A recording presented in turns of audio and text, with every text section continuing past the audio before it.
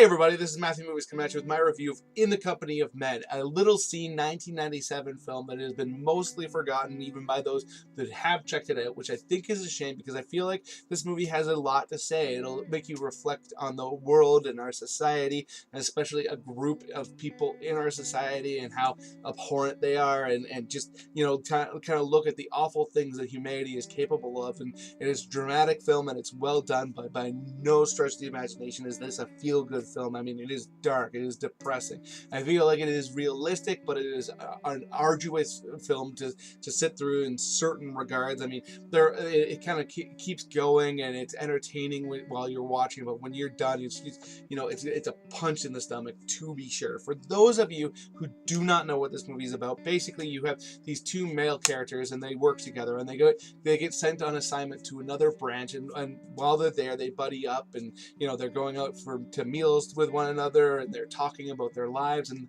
more often than anything else they are talking about the women in their lives, and they're telling stories about how they're dating and how these women are awful to them and how they take advantage of them and then let them go. And the two characters couldn't be more different in some regards. I mean, one is played by Aaron Eckhart, and he's a very good looking dude. He looks like he should be popular, looks like he should have no problem getting any kind of women in his life. And then you have a much more nerdy and nebbish guy, and Aaron Eckhart's character definitely takes the lead. He's doing a large portion of the complaining about how women mistreat men and all that, and he kind of gets the other guy, the follower, going, and that guy is angry because he feels like he's been put in the friend zone a lot. He's that good guy, he treats women with respect, but he never gets ahead, and all these awful guys out there get the women that they want, but he's left by himself, and he's got this pool of anger, but he's a much more decent person, and you definitely get the feeling that if it wasn't for Aaron Eckhart's character, he would not be doing any of the things that you see in this film. And one of the major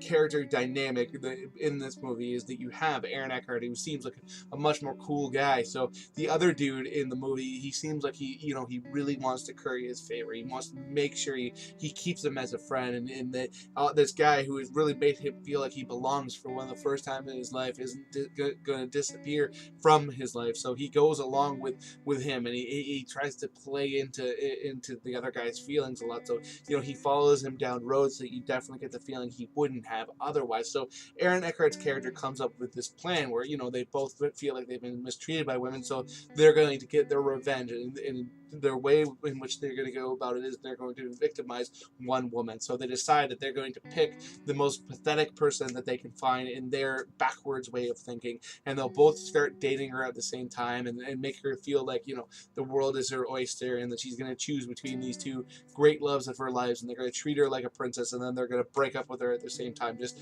absolutely destroying her the way they feel like they've been destroyed by women.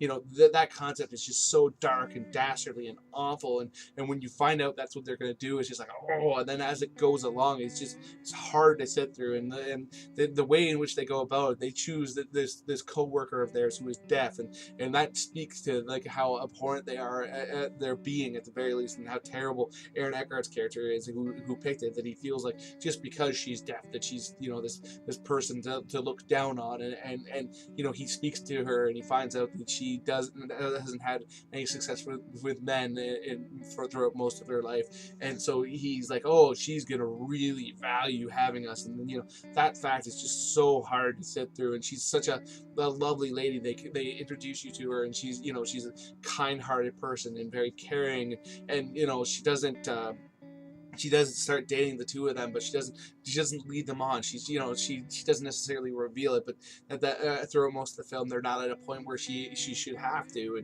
and she seems like just a very decent human being. To see these two men start whining and dining her and making her feel like that she's gonna have this new thing in her life that's great, and then when they do eventually kind of pull out the rug from underneath her, it's so difficult to watch.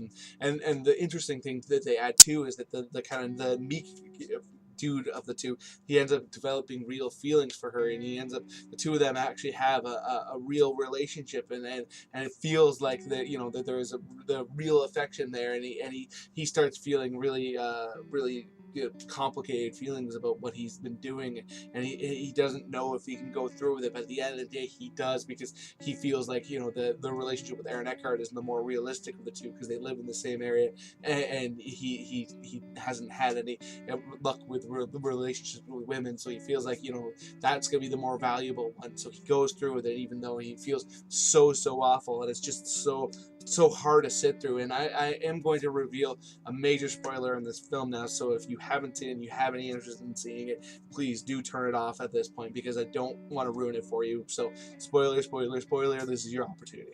Okay, so as the film progresses, once they've broken up with her, and they feel the nerdy guy of the two feels absolutely heartbroken about what he's done.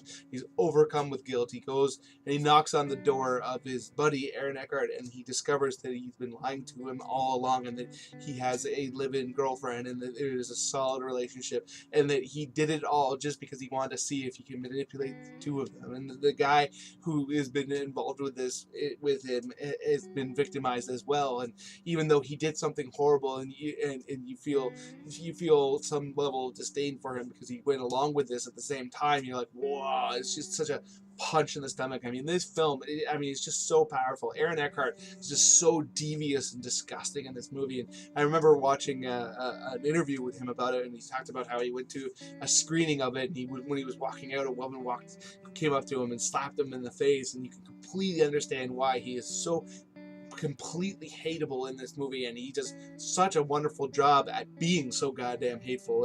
And I mean, this movie is so powerful and interesting, and I think it has a lot to say, like I said, about like that type of person, that does exist, and how we allow our anger to take control of us, and make us do awful things. I mean, for me, if I was gonna give this movie a score out of 1 to 10, I mean, there'd be kind of the two things. I think as far as actually like accomplishing what it set out to do, I give it like a 9 or 9.5. I think it's very well done and very powerful. As far as rewatchability, I give it maybe like a 3. I mean, it's not a movie that you're going to want to sit through over and over again by any stretch of the imagination. So my final score on it would probably be somewhere around like an 8 or an 8.5, because I think it does absolutely do what it meant to do. So I think it is an exceptional film, and definitely one worth watching if you feel like you can sit through it. So those are my thoughts on In the Company of Men. Let me know in the comment section below what you think of the concept, if you have heard of it, if you've seen it, whatever.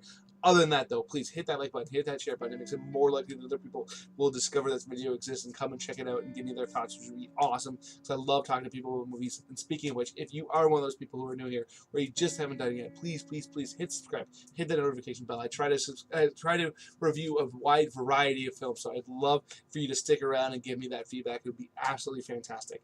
Aside from all that, though, have yourself a good day.